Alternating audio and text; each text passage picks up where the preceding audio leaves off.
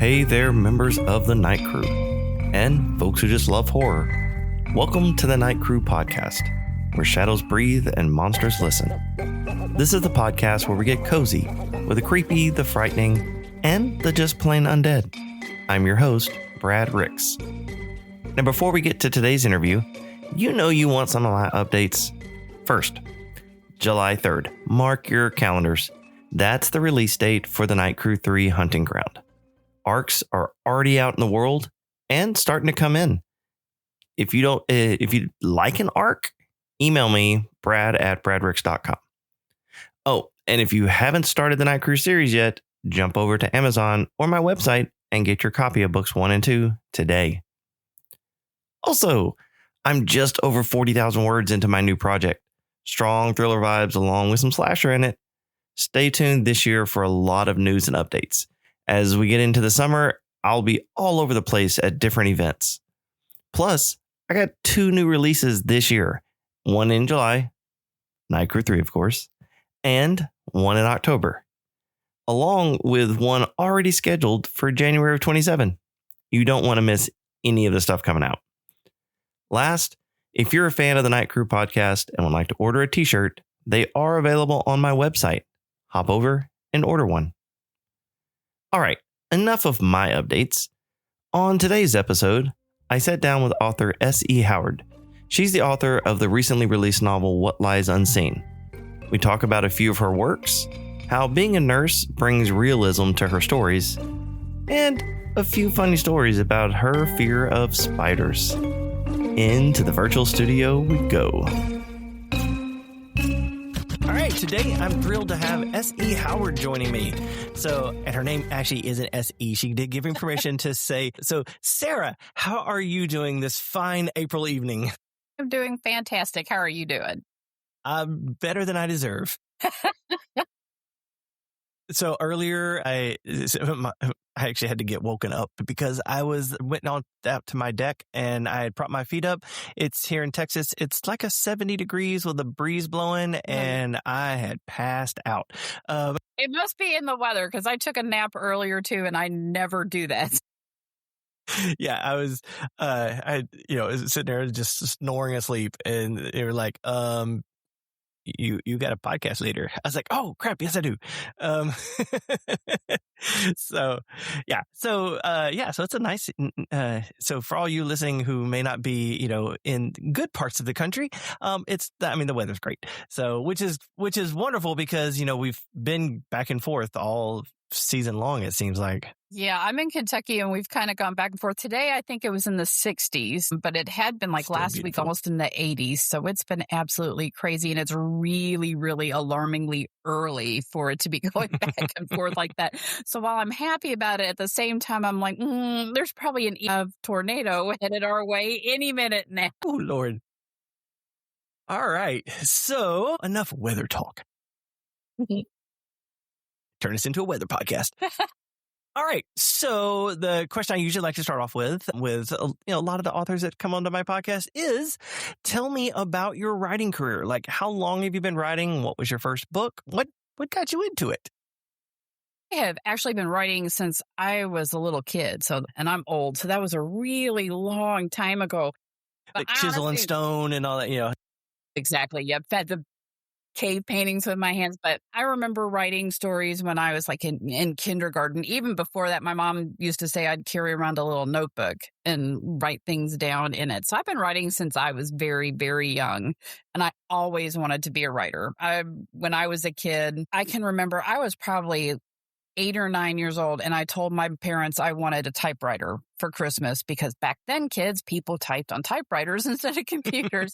Stephen King, at that point, I knew who Stephen King was, and Stephen King uses a typewriter. All professional writers use a typewriter. That's what I wanted. So I worked my way in my childhood through different series of typewriters, advancing to word processors when they came out, and as time went on. So I've been writing a really, really long time. I think my first published book was in the early 2000s when I was writing under a different name. And at the time, I was writing one of the only avenues. It's still, horror is a good avenue for women writers as well, but romance is a really good avenue for female writers because you don't need an agent to approach the bigger publishing houses like Harlequin. And at the time, there was one called Kensington. So I was actually able to get a couple of books published through Kensington and mass market paperback in my previous writing incarnation.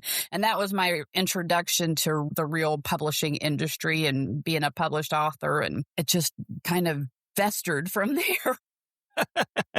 So started off writing romance, but then transitioned at some point over to horror. So what it was made paranormal romance, and I think it was always more of a horror angle on it. And after a while, my stories kept getting more and more horror into them until where the romance readers were like, why is there torture scenes in this? And we like our vampires sparkly, not scary. And that was when I thought, maybe there's a transition here.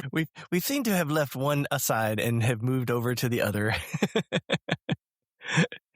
Gotcha. All right. So now I was looking at I was doing a little stalking on your website earlier, and that's okay. I stalked on yours earlier too. We're mutual stalkers. Mutual stalkers. Yay. So I saw that you are a nurse who's also certified in toxicology. Yes.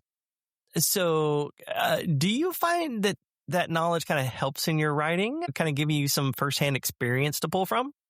It does in a lot of ways. I think especially like when you're writing gore or not just the different ways that different things can be harmful or hurtful to the human body and what happens physiologically.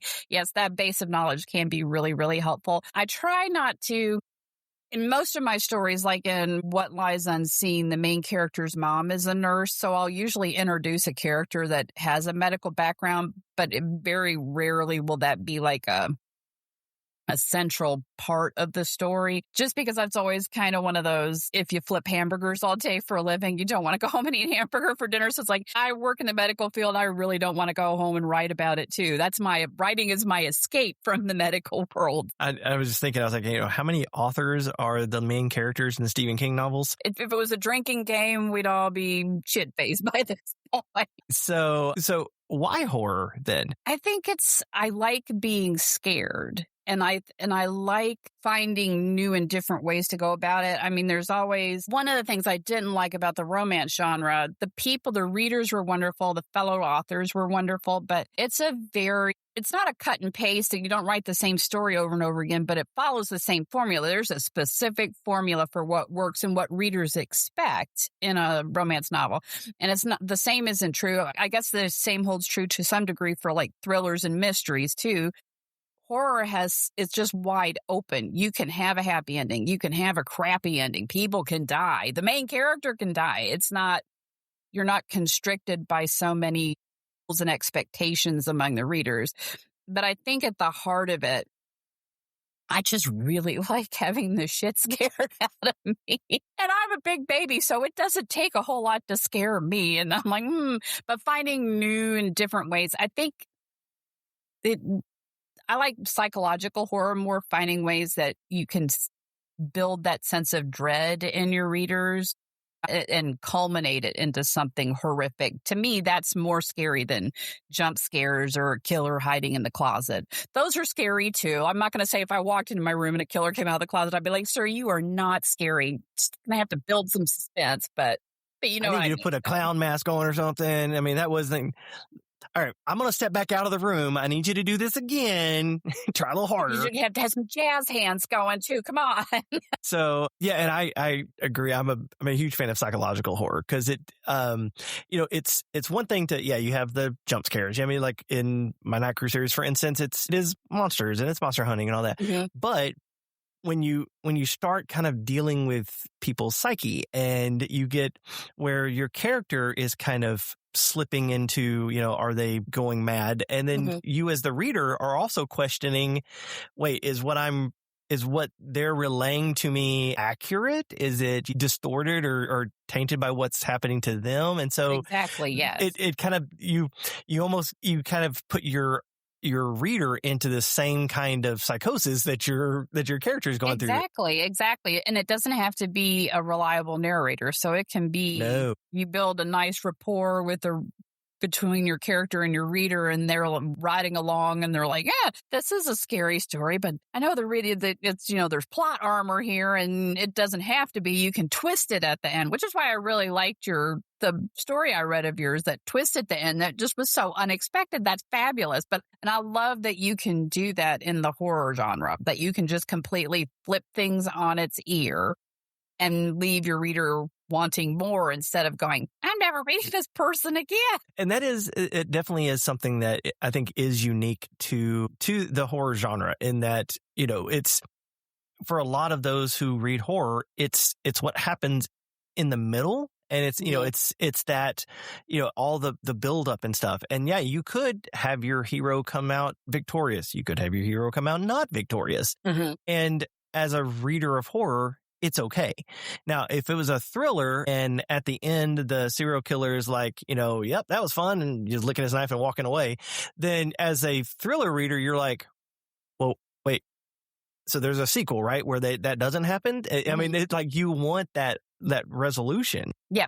And the same was true with romance too. It's just there's a certain formula where things have to happen that makes the genre, and that's what readers expect. So if you don't deliver that, then they're not happy about it. Right. So tell me a little bit about your writing process. Do you find I'm not cutting that. It's my own crap. I don't care. So do you find yourself as being more a pantser or a plotter? Kind of in the middle. So I'm like a plantser, I guess. Plantser? But I have to have a general idea of what I'm doing. So either like a main character or the elevator pitch idea. I have to have a one sentence idea of what I think is going to happen. And the basic framework for the story, I usually find as I'm going along that within that framework, new developments come up that I would not have anticipated. They just come about organically while I'm writing. So it's kind of a cross between plotting and pantsing. Yeah, you kind of let your characters do their own little exploring and kind of see what and surprise uncovers. You, and you go, why didn't I think of that? Wait a minute, I did. I don't think so. I have the same thing happen to me all the time. I'm like, oh, that's interesting that they discovered that, and I'm like, that is supposed to be me, but I don't think it was. They have brains of their own. I joke all the time, but it's really true. A lot of times, your characters and your stories write themselves, and it's almost like you're channeling a spirit or something like that. But, but it really, they end up writing themselves, and you sit back as the author and go, wow, how did I come up with that? I'm pretty proud of myself. Yeah, it's more so, and I think it may have been Stephen King who said it, but it's more that we're more like observers who are documenting what's happening versus, versus actually kind of creating it. We're just letting you kind of birth the characters and then let them kind of go forth and do what they want to do. Yep. So where do you find your inspiration? Different places anymore. I mean, just all different kinds of things. I actually have a folder on my laptop desktop that's just full of screenshots and little notebook jot downs that I've written down where I'm like, I've seen something. I'm like, that'd make an interesting story idea. So I add it there. And I have a list that I run on Microsoft Word that's just an ongoing bulleted list item of story ideas too. And so anytime I feel like, because I think we all get to that point where we're like, I don't have a story. I don't know what to write. And I'm like, now I don't have an excuse. I have bunches of stuff that I can look at and find a story idea and try to come up with something to fit that idea. So of the list of story ideas that you have, how do you decide which one you want to do next? It really just depends on what grabs me the most. Sometimes it's like an art piece of artwork that goes with it. I'm guilty of buying pre-made covers that I don't have a story for, but I look at the picture and the artwork and I'm like, I could come up with a story like that. It's really just almost like just what hits the muse that day, whatever makes my muse spin on her hamster wheel in my brain and go, I am but the victim. I'm the helpless hostage. So, well, and kind of speaking of story ideas and inspiration, I know you just had a book come out not even a month ago now, right? Yep, it's been a couple weeks, 2 weeks, 3 weeks? March 17th. Yeah. So your latest release, What Lies Unseen, is released. It's came out through the Athon Wicked House. And so I'm going to read a little bit from like what the little description says. I'm just reading from your website. So, hopefully there's no typos or anything. No guarantees.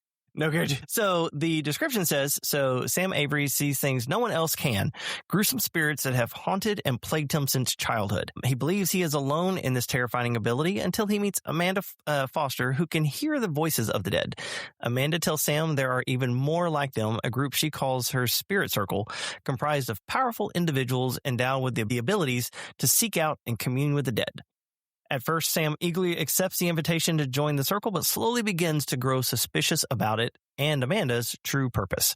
Does she really want to use the circle's power to help free unfortunate spirits trapped in the physical world? Or is there something more sinister Amanda has planned, a darker, more twisted truth that lies unseen? So that's the nice little, that's the marketing description. Now you tell me about it. Oh, God, let's see.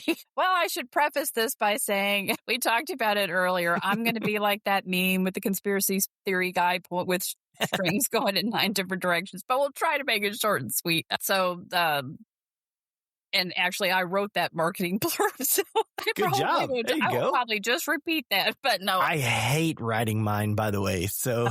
Yes, it either comes right to you right away or it doesn't at all. But so What Lies Unseen is about a young man who has the ability to hear and speak to the dead. And there are things that have tormented him since he was a little boy. He doesn't know how to control his powers or how to close the door, so to speak, so that he has some safety nets around himself.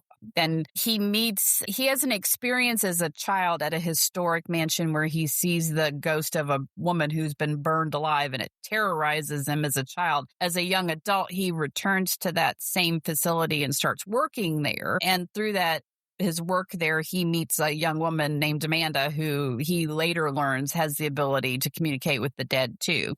So it's really the first time that Sam has ever met anybody else who's like him, who he can share a secret with, because he doesn't tell his friends or his family. Nobody knows. He keeps it to himself. And so with Amanda, they develop a bond that develops into something romantic. He really starts to care about her. At the same time, though, as the story moves along and their relationship deepens, he starts to get suspicious as to what might really be going on and why she's really interested in him. So it becomes kind of a dual mystery, trying to figure out. He keeps seeing that same ghost at the historic home, the burned woman. And it's almost like she's reaching out to him and trying to communicate with him. So he's trying to figure out what she wants and what Amanda wants as the story goes along.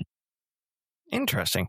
I know it's definitely one I've added to my TBR. And so everybody who's listening, I'd recommend you do as well. Well, thank you. I appreciate that. Yeah. So, because I always enjoy, some good kind of supernatural, kind of spiritual kind of stories. And so that definitely, grabs me, as well as does the cover. So who did the cover work on it? That was Christian Bentulin, and I hope I did not mispronounce his last name. He is so fantastic. He does all of Wicked House's covers, and he's phenomenal. He did the first Night Crew, the cover of the first Night Crew book for me. Yeah, he does great work. He's absolutely phenomenal. And I know so many have so many friends that do cover art, and they're all phenomenal in their own way. But Christian, I'm glad he does it for a living, because he's fantastic. He's phenomenal. Yeah, definitely. Yeah, as you're looking up for this book, take a look at the cover, because it's definitely eye catching, and just the way it has the nice kind of house mansion-y kind of thing, and then everything underneath, and so it definitely, if nothing else, it definitely fits the title. So, and I'm assuming it fits the story as well, but it definitely fits the title. He did a wonderful job. I was so happy. And it was kind of one of those where I'd always dreamed of having a Christian cover. And it's like, oh, I had one and it was perfect. Now, I also want to talk about the book you had previous, which is The Vessel, because I know that's another Wicked House book that you had. And so tell me a little bit about The Vessel. The Vessel is about a young man named Josh who, as a child, was abducted and held captive for 19 days. And he escaped from that, but he's psychologically traumatized and scarred. He has post-traumatic stress and amnesia as a result of that. And the man who had abducted him has been imprisoned since then. But Josh is approached as an adult by the FBI and told that there could be other victims, children that the pedophile had murdered, rather than just abducting them. And they need Josh's help because the predator, the man that took him, will only talk to Josh in prison and give them more information. So Josh reluctantly agrees to go and face that literal ghost of his past, that man that has haunted him all his life, to try to help the FBI. Nice. And I know it's one that's been in my TBR pile for a while, probably a lot longer than it should be if it wasn't for all the arcs that I keep getting sent. It's terrible to have so many friends that are such good writers. It's like, there's not enough hours in the day. I need to clone myself at least 3 times to read everything I want to read. Yeah, I definitely kind of relate to, I've seen the meme a couple times where it's like the ghost from the beginning of Ghostbusters in the library. It's like me still trying to get through my TBR after I died. It's going to be me. I can empathize. Yeah, definitely. So listeners, definitely, The Vessel, What Lies Unseen, and Sarah has some other works too. So definitely pick those up. And I know I was kind of, again, scrolling through your website. I know you have a lot of short stories and stuff you've done too. You're in a lot of different short story collections. I saw you're in one, the KJK's, the Green Diamond edition. I actually have a story in there too. Hi, neighbor.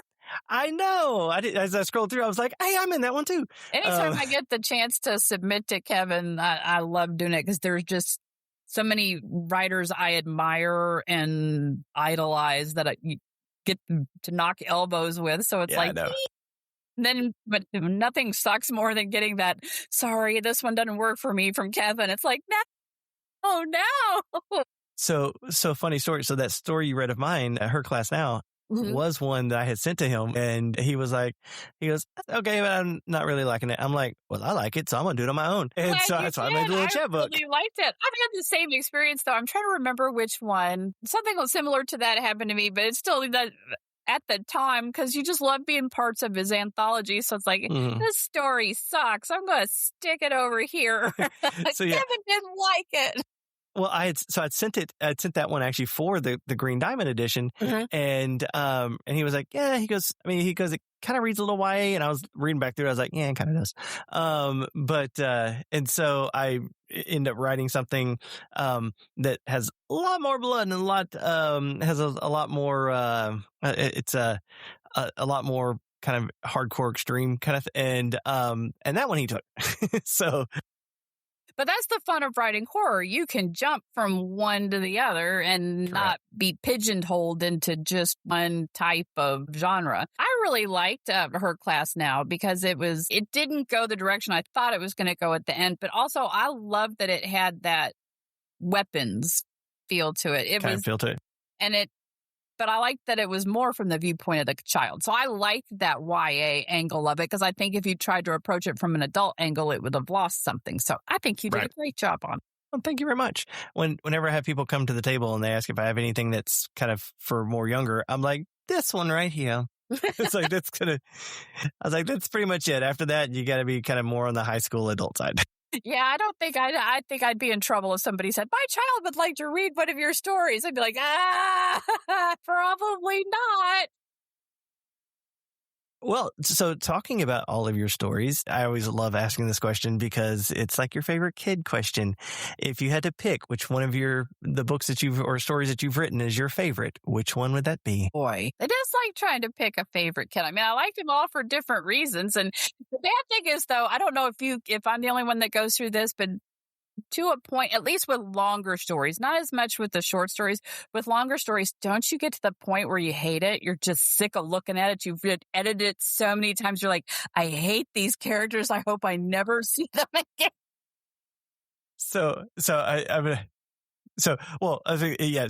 One, answer this question, and then we're gonna hold that thought because I have something I'm gonna come back to on that. So, if I was gonna pick like a favorite, I really did end up liking What Lies Unseen, and that's probably because it's a completely different story than it originally started off to be. It was actually finished, and I had sent it in as a submission to Wicked House, and they accepted it as it was. But then I was like, I didn't really like it, and I didn't like the character development, so I just pretty much kept that skeletonized bare bones of it that made it the story and rewrote everything else and redeveloped everything else. And I was so happy with how it came out when I redid it. So I think that I have a lot of pride in that story, and it's been really gratifying to see it resonate with readers like it has, and readers connect with it and like the characters, especially because that was one thing I went back and really dug deep and tried to make the characters more multidimensional and realistic and have real character arcs. So it's very gratifying to me that has made an impact with readers. So my side thought that I was going to say, and back when I had asked you about how you pick, you had just, notebook stories, or ideas, how you pick. So something that I've heard once, and then I definitely feel as well, is pick whatever story you don't mind having to read about a dozen times. Yep, exactly. Exactly, because you really... I think in one way that helps because I read through it and read through it and read through it. And I'll do things like change the font size, change the font, read it out loud, because the more I see it, it overrides that tendency we have to fill in the blanks where we've missed a word or missed something. I give myself as many opportunities to look at it with fresh eyes, so to speak, to try to hone it down and sharpen it as much as I can. Yeah, I just finished doing edits for a book that I have coming out later this year. And I started just going through and just looking at what the editor had mentioned, their little comments. And then I was like, no, I need to start reading this from, like, there's a couple passages that I had, as I was reading, I was like, I don't really like the way I worded that. And so then I was like, forget it. I'm starting from the beginning, and I'm going to get the editor's comments while I'm going, but I'm also going to make sure, because it's been a couple months since I've read it. So now I'm going to read it again. And that makes a huge difference. Sometimes, and it's hard to do, especially with short stories, because you're trying to meet deadlines. But with the longer works, especially, I found sometimes I'll hate it when I'm done. And I'm one of those people, I've learned over time to just keep writing, even if it doesn't seem like it's going to work. Because 9 times out of 10, you go back and you read it and you're like, that didn't suck as bad as I thought it did. So I just push myself through to get a rough draft and then go and hone it from there. But sometimes it takes a while. You have to put it on the back burner and walk away and come back to it with fresh eyes to really see that, okay, no, that didn't suck as much as I thought it did. Or, yeah, I was pretty spot on and this sucks. Yeah, there's a good number of places. I wouldn't say a lot of places, but I mean, there was a good number of places where, as I was reading back through it, I was like, I probably could have worded that better. Or I started noticing, like in the one that I was going through, I kept using the word now for some reason. And I'm like, why am I doing that? I do that a lot. I have to go on my little now hunts at the end of stories because it's like, ugh. I'm like, and now they decided to do, and I'm like, well, of course, I'm writing this in order. So yes, it is now. Yeah. And so I was like, that between now and that, like, those are my 2 words that are my bad habits. And I was like, I was like, I had thought I had gotten rid of that. And then I realized it kind of started to sneak back in, and I'm like, damn it, Brad. So, all right. Well, since you've been writing for a while and you have a good number of works out, so how do you feel your style or process has kind of changed over the years? I really feel I've grown to matured as a writer, especially since switching to the horror genre, and especially over the last couple of years, because one thing I did was start, you had mentioned all the short story collections I'm in. That was because I really shifted my focus after I wrote The Vessel. And I thought, I'm going to write short stories. I want to build a readership and make some connections with readers and other authors through anthologies. So the first couple of anthologies I submitted to, you get that writer arrogance where you're like, I'm not going to stick to the story, to the word count. I'm a wonderful author. They'll love my story anyway. And then, no, they don't love your story anyway when you exceed the word count. So I was like, all right, I need to figure out how to tell the story I want to tell in the word count that people are looking for and make it a story that's good enough to make it into the anthology. So I really started trying to hone that part of my craft and get it better so that I could meet short story word counts and deadlines and still write something that I liked and that readers would enjoy that could make it into the story. And that really had a huge impact on my writing. I'm a very wordy person. I used to laugh all the time and say I could never be on like Twitter or X or whatever they call it now because I can't be confined by a small word count.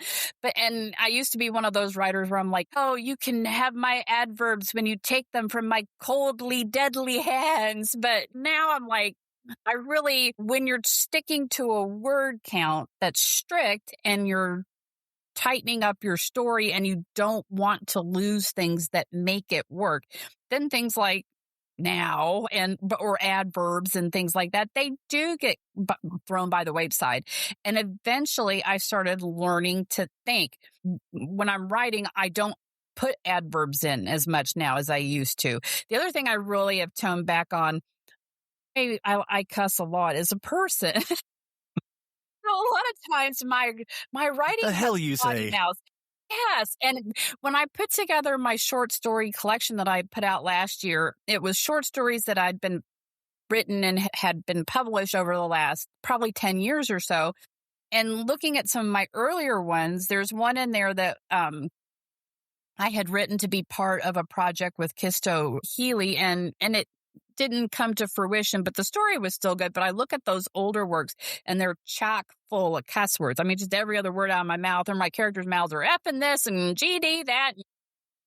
And at the time, it didn't faze me at all. And I look back, like when I even wrote paranormal romances, that would happen a lot too. And I feel like now, not to sound like a prude, but you know how your parents always said, you're such an articulate and intelligent person. You don't need cuss words. And so now I feel like I sprinkle them throughout like little sweary fairy dust to have emphasis. And it really, and it's more effective than just profanity-laden dialogue and narrative everywhere, much as, I mean, even though that's how my brain works half the time, no one else really needs to know that. And that doesn't have to be how my narrative style goes, especially, like I said, when you're trying to keep it within a word count.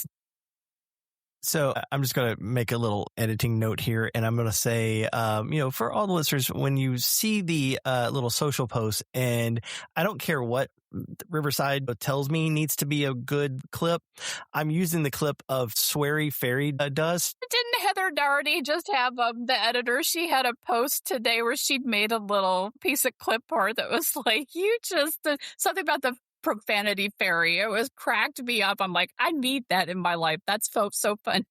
So yeah, I don't care what the little, whatever, what the AI or whatever that kind of is behind some of this sometimes that will say, oh, these are some great clips to use. Yeah, no, I'm finding this and I'm snipping this right there. So yeah, so Monday on my, we're going to see you talking about sweary fairy dust. It's like sprinkles, except full of shit. Oh man. So, all right. So I lost where I was with my questions. Now I'm picturing Jennifer Coolidge saying, it's like fairy dust, but full of shit. Listeners, I hope you are laughing as well. This is funny stuff.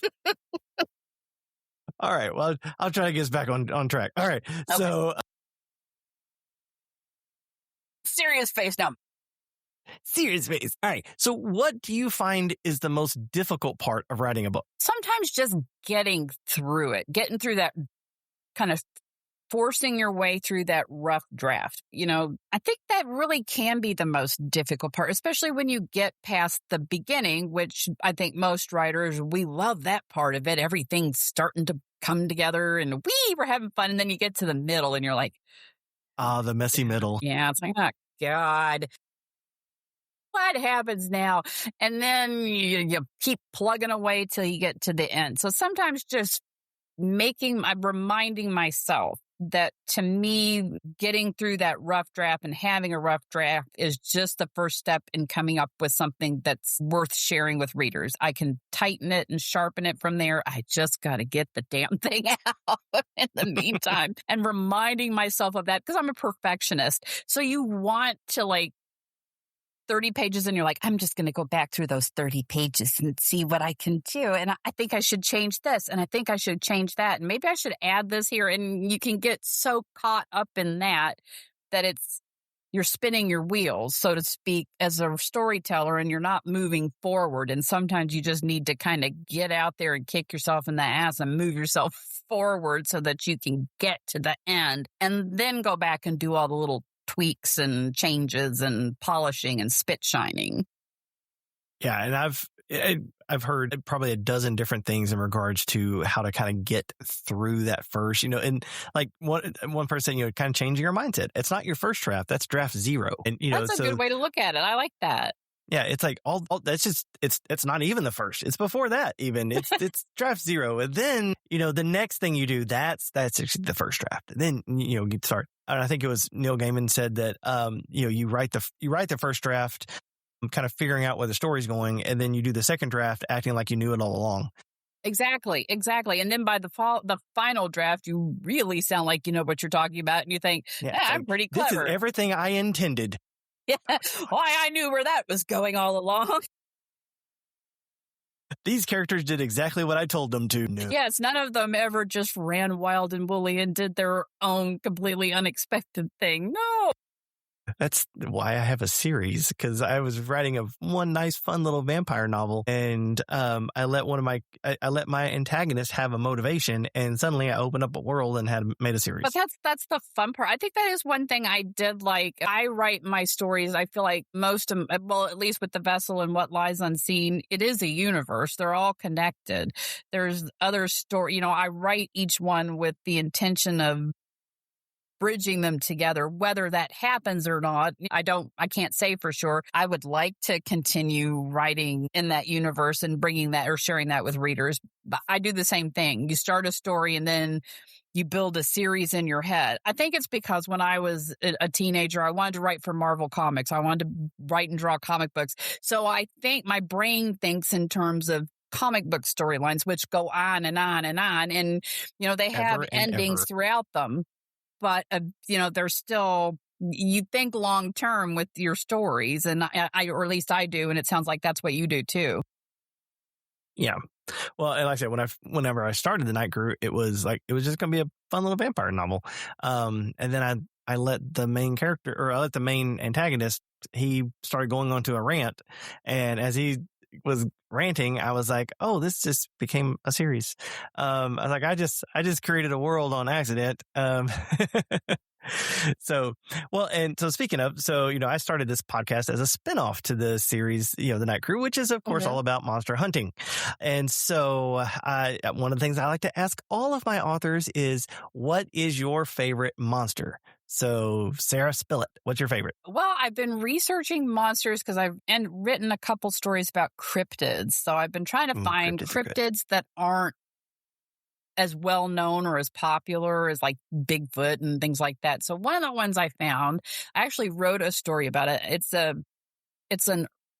modern cryptid. So it's called the knot deer, and it's actually like from the internet. It came off of like Reddit and things like that. And it's really interesting. There are videos that people have taken of these things. They're deer that have unusually elongated legs. And then they're weirdly jointed and they move really weird, kind of jerky and lurching and things like that. And some people theorize that they're real deer that are affected with like wasting disease and things, or like a brain disorders. But when I read about that, it just struck me as so freaky. And some of the videos that you see, even if they're not real, they're freakish looking. And I'm like, that would be the scariest thing. If you're just out in the woods somewhere, minding your own business, camping or hiking at night, and this deer comes out and is lurching at you, walking like something out of Silent Hill, then I was like, that's scary and really weird. And I took it further in my story that I wrote about knot deer. I took it further than like the urban legends describe them, because I wanted to make them even scarier. But I think that's definitely my most favorite monster I've heard about. Yeah, I'm kind of looking it up right now, and don't play a video. Oh yeah, some creepy little images. Yeah, you fall down a rabbit hole with them. I had never heard of them either until I just saw them when I was researching unusual cryptids. And then you fall down the Reddit rabbit hole of these things. And there's one that's called the Nightcrawler in California that's really interesting too. I think somebody determined that it was actually just some kids wearing or mechanized white pants that they made a video out of in a joke. But that was really interesting too. Yeah, that is. Yeah, I hadn't heard of that one, and so, but yeah, I mean, there's some of the images stuff that are on that are on the Google. It's some weird looking stuff. So that's interesting. I enjoy some cryptid stuff. That's what, and on when not doing the author stuff or the author interviews like this, the rest of the Night Crew podcast, I just do talk about monsters and stuff, and so I'm thinking about starting into a cryptid series. Well, that would be very neat. Yeah, I had done some vampires. I did werewolf. I kind of did werewolf adjacent. Mm-hmm. I have a couple kind of lined up that are just kind of one-offs, but I've thought about kind of diving into like a cryptid series. That would be really neat. Kind of rolling through a bunch of them. Another thing that I had found when I had written one about cryptids, and it was the one that I found was called the Snow Wasset, and it's from a category of monsters that are called fearsome critters, which sounds hilarious. What they were, they're mostly like up in the Upper Peninsula of Michigan and the logging territories in that area, because these loggers, all they had to do at nighttime were drink booze and tell scary stories. So they're kind of funny, scary stories and funny, scary monsters. But some of them are really interesting. That's a whole rabbit hole you can fall down too. Fearsome critters. Good inspiration. Some of them are so ridiculous. You're like, yeah, someone who was really drunk when they came up with that one. I'm reminded from Monty Python and the Holy Grail. It's like, is the creature behind the rabbit? It is the rabbit. It's a flesh wound. It's merely a flesh wound. Yeah, and I find myself doing that a lot, and I have to like rein myself in when I do my my normal creature episodes, and I do a ton of research, and I start kind of writing up, and I kind of script everything, so I'm not just kind of rambling. And as I start diving down, Reddit threads, and I'm like, I have got to have some discipline. I know. It's mesmerizing. It's absolutely fascinating to read about these things and people's accounts of them. And yep, I'm very guilty of falling down rabbit holes. Yeah, it's very easy to do. The internet is a wonderful tool. Pornography and rabbit holes. It's great. No, children, there are more to the internet than just pornography and rabbit holes. That's just the fun part of the internet. But there's more to it than that. You can also find our books on the internet. Exactly. That's true. Yes. All right. So do you read your book reviews? And if so, how do you handle the negative ones? I do. I think we all do, even if we don't admit it. And I think the ones that sting the most aren't the ones that I think probably like most authors, we tell ourselves and each other, don't look at the bad ones. Don't dwell on the bad ones. Laugh off the bad ones. But they do hurt. And I think the ones that hurt the most, though, aren't the ones where you get like 1-star reviews. It's the ones where you get like 2 or 3 stars and people point out what they didn't like about it. And you're like, okay. I mean, I appreciate them saying what they didn't like about it.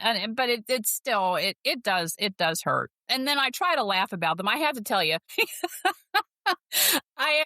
I had one when I wrote Paranormal Romance that it was like a 1-star review. And I'm trying to remember. Give me just a second so I can find it. And I'll tell you what it said. Because I won't do that to you.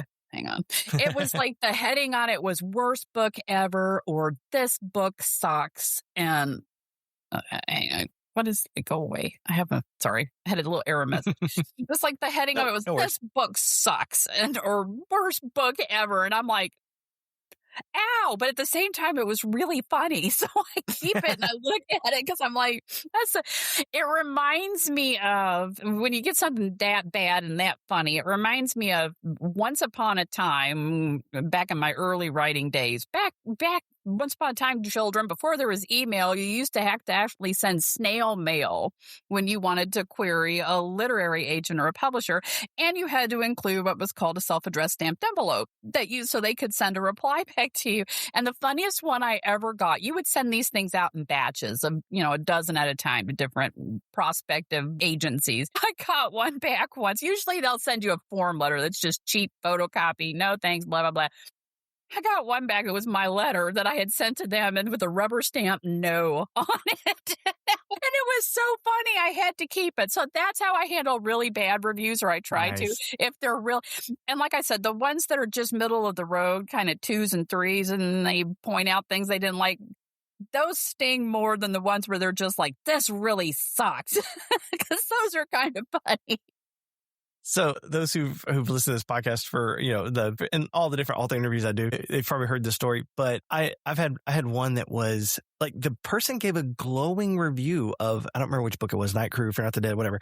They gave a glowing review as, all wonderful. Like, it was such a good book, 3 stars. I'm like, what does it take to get a 5? I was like, the 5 is reserved. It's like the 5 it just must be reserved for the Bible and Lord of the Rings. That's it. Well, but it's weird though, that because we've gotten to a point where a 3-star review isn't supposed to be a bad one, but it feels like it is. You're like, oh. I'm like, you're saying all wonderful, nice things and then get 3 stars. I was like, what? I'm guessing from, it's supposed to be like the 3-star, but it technically should be, I guess, be kind of middle of the road and just like, oh, it's good. And 5 is like excellent. It is like, you've just written the next Lord of the Rings or, whatever. But, yeah, it's kind of 5 has kind of become the, we shoot for the 4s and 5s. Yeah. De facto. I agree. But it's, the other thing too is I don't even like the star system. I would rather read a review. I usually like when I write a review, I try to, one of the things I really hate when you read somebody's review of a book and you can tell they didn't really read the book. Mm-hmm. I try to at least, even with short story collections and things like that, I want the authors to know, I read your book. I'm going to give a little 1-sentence synopsis of what happened in it because I want you to know I read your book. I'd rather read somebody's thoughts and opinions than the star review. I wish there was a way to do it without the star review that had some merit for everybody involved. But yeah, agreed. So earlier, I don't remember if it was on here or if it was before we started talking, but and I remember you said it was on here because we talked about, people jumping out of the closet. So you said you get scared easy. So what does kind of scare you and how does that inspire your writing? Spiders. Oh my God, I'm arachnophobic. Do you have a spider story? Jesus, I have a bunch of spider stories. In fact, like where I'm sitting right now, that's my ceiling. And so one day I was sitting here working on a story. I am not lying. This is like my writing spot. I'm sitting here on my couch working on a story. And this little spider comes down by a thread and he's like right here in front. And I'm like, oh my God, I've like through my computer. I don't know how I didn't break it. I'm screaming at the top of my lungs and I don't even know what happened to the spider. But yes, that was horrifying. It died laughing. That's what happened to the spider. It probably did. And it was it wasn't even a mean spider. It was just one of those little yellow sack spiders. But it's just almost like he's coming down like, well, hello, friend. And I'm like... There's that one, and then the other there are a couple really horrifying ones. When my son, you scared Charlotte half to death. Dear God, when my son was like 3 years old, he's 22 now or 21. When he was 2 or 3 years old, we took him to see a cave, like a tourist cave in Indiana. My husband and I did, and they had this great little shop, a little gift shop out in the woods. I think it's Daniel Boone National Forest. It was so pretty. And we're in there looking around and I turn around, my son's running towards me and this giant, to me, it looked like man-eating spider chasing him. It was one of those big, I'm going to cuss talking about this, a big ass wolf spider, brown furry tarantula thing scurrying after my son. I'm like screaming, snatched my son up. I blacked out because it was just like, and the people, of course, because it's a national forest, they're all hippies, so they catch it. I'm like, they scoop it in a bucket and take it outside. I'm like, the spider was after my son. Yeah. And then the other really awful spider story I have was ages ago. I had this fantastic apartment. It was like my dream apartment before I got married in this old house in an old part of Louisville where I live. And I loved it, except it had spiders. And I was always I'm one of those, I don't like spiders, but I'll let them be unless they drop down in a web in front of my face or get where they're in my way. And then I'm like, well, you've broken our creed, our little unspoken truce here. You got to die. We had an agreement. So one day I was getting out of the shower. This may be too much information. I apologize. But I'm wearing nothing but a towel. I'm out of my bathroom, and there's one of those big ass brown mama wolf spiders, like as big as my hand, walking in my hallway, and I lost my mind. Luckily, I had Raid, so I grabbed my can of Raid in my towel, bent over in the hallway, holding it that close to the spider, creeping along after it because it's just walking along while I'm hosing it. Full blast with Raid. It's just walking along like nothing's bothering it. So I flipped the can over and beat it to death. And I have no memory of this. I don't remember cleaning up after this or anything. I literally was so traumatized. But those are my horrifying spider stories. Have you written any of this into your short stories or into your novels? I did have one in the dark and dreary anthology of basement horror that includes spiders. That was my spider story. And I'm working on one now that's a work in progress that started off to be a short story and is now much, much longer. But there was a horror spider scene very similar to the ones I have described. So, all right. So as we start kind of getting close to the end and wrapping stuff up. So outside of writing, what are your hobbies? I really enjoy manga and watching anime, reading manga and watching anime. It was something my kids had both been into, and I really didn't get into it until right around the time of the quarantine from COVID-19. But I was like, it's cartoons. It's kid stuff. But in Japan, it's really interesting because manga and anime in Japan is for everybody. There are very, very adult themed anime and manga that are not meant for children. It's something and it's all different genres. It's just a really interesting cultural, it's neat to see it catching on and becoming more popular here in the United States because it's huge in Japan and it's for everybody. So that's been, I'm kind of a big anime and manga nerd. Nice. So what advice do you have for aspiring authors? Right. Just right. Money flows into the writer. That's always a good one to remember. But right. Avoid the vanity presses. Exactly. And then network with other writers. Reach out to writers whose work you enjoy and admire and let them know as a reader, that you would enjoy their work. Ask for their advice on things. Don't be afraid don't stalk anybody or be weird. Don't make it weird. Don't make it weird. But I think I wouldn't be where I am if I hadn't, as a younger writer, reached out to other writers that were more successful to ask for their advice, not consistently or not more than once. I didn't make it weird, but, writing just to say, what's your take on this? Or I'm just branching out into this. What kind of advice can you offer to me? And things like that. Most of the time, they're really nice. I've actually been one of the authors that responded to me when I asked for their opinion on something once was Stephen Pressfield, who wrote Legend of Bagger Vance. And he also did the book. There was a book about Sparta as well. Can't think what the name of it was, but he was very nice, and he is a pretty well-known New York Times bestselling author, and it meant a lot. Like I said, I didn't make it weird and keep writing back to him going, like Misery, you're my best friend now, Stephen Pressfield. But, just that one interaction meant a lot to me, and it also helped me to learn how I'd like to be in terms of professionalism as an author, so, but yeah, authors who are just getting started, learn your craft, read, practice. Don't just write one thing, one rough draft, think it's done and it's going to be a bestseller, because that doesn't happen. Part of this, it's not just the writing, it's learning to edit yourself, learning to target your writing for your market, studying that market, asking questions, networking with other authors and readers, and recognizing that other authors are readers too. So it's it's a multi-layered cake that makes someone an effective writer. And it's not just the getting to the end at the end of something. Gotcha. Very, very true. All right. So where can both of my listeners learn more about you and find your books, etc.? My website online is sehoward.com.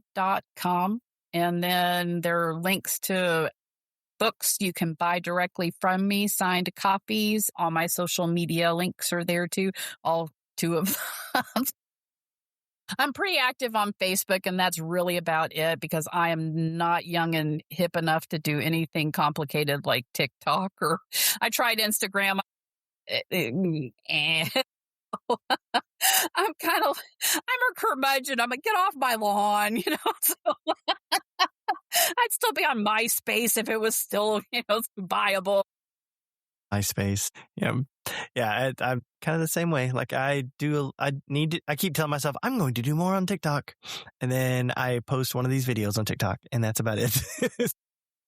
I admire anybody that can make things work on TikTok. And I have to admit, I've never downloaded the app because I know me and I'm a doom scroller. So I would completely be one of those glued to my TikTok watching because I do that with reels. I watch all the stupid reels on Facebook and I'm like, I already cloud my brain with enough trite and stupid information. But I love to find out about people that do successful things like the books, Instagram with books, book reviews, and TikTok with book reviews. I'm like, if you are young and cool enough to do something like that, then more power to you. Because like I said, I'm the old lady that's like, get off my lawn. She's the get off my lawn lady. So, and I'll make sure and put the links to your website as well as any social links and stuff. I'll make sure and get those from you and add those to the show notes. So that way, as you're listening, if you're like, oh, yes, I really want to get this book, which you should, then, you'll have a nice, easy link to be able to find it. Well, thank you. I appreciate it. Not a problem. So with that, Sarah, I will go ahead and wrap this up for this evening. I do appreciate you, sitting with me for a little bit and us getting to chat. That was a lot of fun. Thank you very much. No problem. So yeah, I'm going to go ahead and stop this. Thank you all for listening. And again, thanks for hanging out with me for a bit. You're very welcome. Bye-bye. And that's it for the Night Crew podcast and my conversation with S.E. Howard. I have links to where you can find Sara in the show notes. Follow her on all the socials and pick up her books.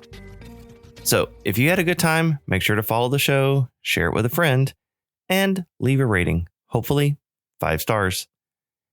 If you want updates of my writing, you can follow me on Facebook or TikTok at Bradrick's Author. You can find copies of my novels wherever you like to buy books. But if you hop over to my website, bradricks.com, you can purchase signed copies of any of my novels and get yourself one of those Night Crew podcast t-shirts, amongst other shirts that I sell. I'm Brad Ricks, reminding you to stay out of graveyards after dark, question people who don't show up in mirrors, and don't be afraid of a little harmless spiders. It's the big ones that burrow under your skin and lay eggs. Those you should be scared of. Until next time, keep your curtains drawn, your sense of humor sharp, and your blood inside your body. Thanks for listening.